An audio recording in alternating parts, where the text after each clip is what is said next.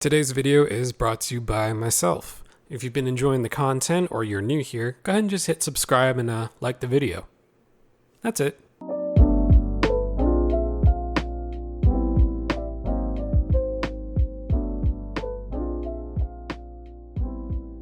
So it's 2022 and this is a camera that I have shown across my channel multiple times. I've talked about whether you should buy it, whether you shouldn't buy it.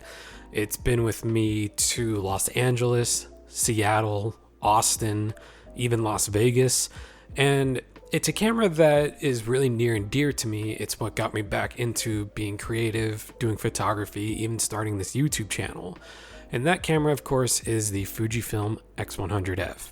It is a 5-year-old camera now, if you can believe it. So this camera is a 24 megapixel APS-C camera. It has the exact same sensor that's seen in the X Pro 2, the XT2, and a lot of people actually really still enjoy this sensor over something like the new one in the XT3, 4, X100V, and so on. It doesn't really have as much of a clinical look that a lot of people kind of complain about when it comes to the X-Trans 4 sensor.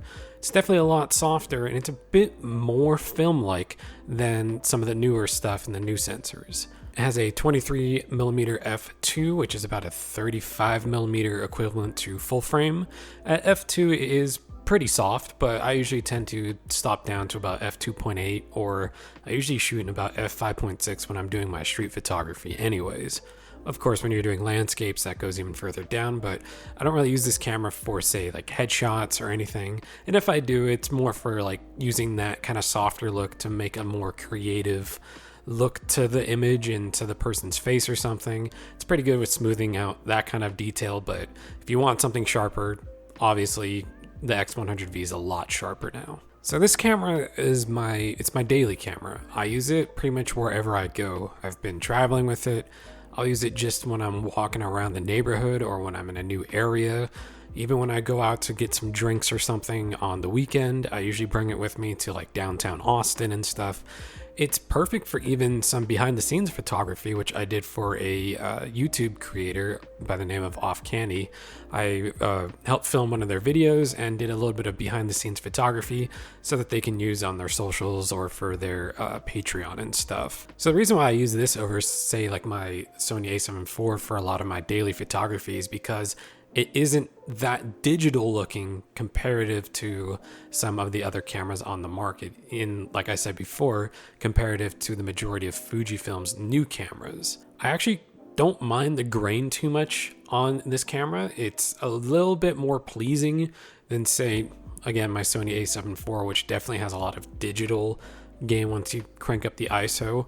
But even when I was like walking around with this during Christmas time, going to like one of the bars and stuff, it kind of had that more filmic look to it. Even when I went and shot with this camera in Los Angeles last year, if you want to go ahead and watch that video, I'll have it linked up above.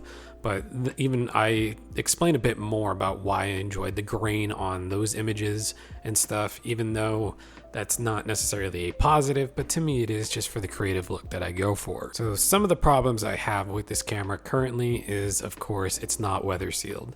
I am insanely afraid to bring this out with like any form of moisture in the air, whether it's rain or it's like foggy or really humid, especially here in Austin.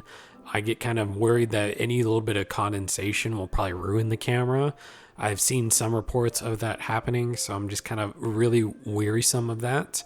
But for the most part, it kind of gets tossed around here or there a little bit. I'm not necessarily like hand holding it and stuff. I do tend to like go out and shoot with my arms out or have it dangling from my neck and stuff. It's definitely more of a kind of, it's an everything camera, so I don't mind if it gets kind of a bit beat up or stuff, but for the most part, it's in fantastic condition. So let's get into why you probably shouldn't buy this camera in 2022. I'm not saying that if you already own it, you're probably in a great spot right now. Keep on holding on to this camera and stuff. You probably won't need to upgrade for a very long time with the X100F if you currently still own it, but it's kind of hard to recommend you to buy one right now. So the biggest reason is it's hard to find this camera comparative to 2 years ago in 2020 when I first purchased it. And because of that, the price is just astronomically higher than when I originally bought this camera. I bought this camera for about $650 with a relatively low shutter count, and it also came with a bunch of accessories like a grip. It came with the filter threads and also a lens hood, and these things like made it probably closer to $750, possibly $800.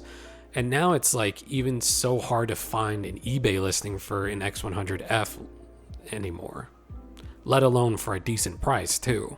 Another reason is that the X100V is coming up on 2 years old now, and a lot of people are speculating now that the XH2 is about to be released with a brand new stack sensor, I believe, that will trickle down into the other line of cameras come by 2023. The cameras for the X100 series tend to upgrade every 3 years. 2017 saw the X100F, 2020 saw the X100V, and 2023 is probably going to see the next step up from that. So if you can wait out about a year, the X100V is probably going to drop in price, and you can probably pick it up to the same amount of price that I picked up my X100F, or at least what the X100Fs are currently going for. And I really think it's kind of worth that price bump on the used market because of weather sealing, the sharper f2, and the screen quality. Being able to flip down that little screen and not have it like up in people's faces, it's pretty nice. And I do tend to get some stares and stuff when I'm doing street photography with my X100F. So say you want a camera now, like you definitely want a street camera like this right now. It's hard to recommend buying it because of the price right now. Chip shortages and everything. It's generally just kind of hard to get your hands on like a camera in general. So what are some like other options? There's stuff like maybe the Ricoh GR3. There's the new Fujifilm X100F from last year. You can get a pancake lens on that and essentially have an X100V, but with interchangeable lenses, still in that small form factor.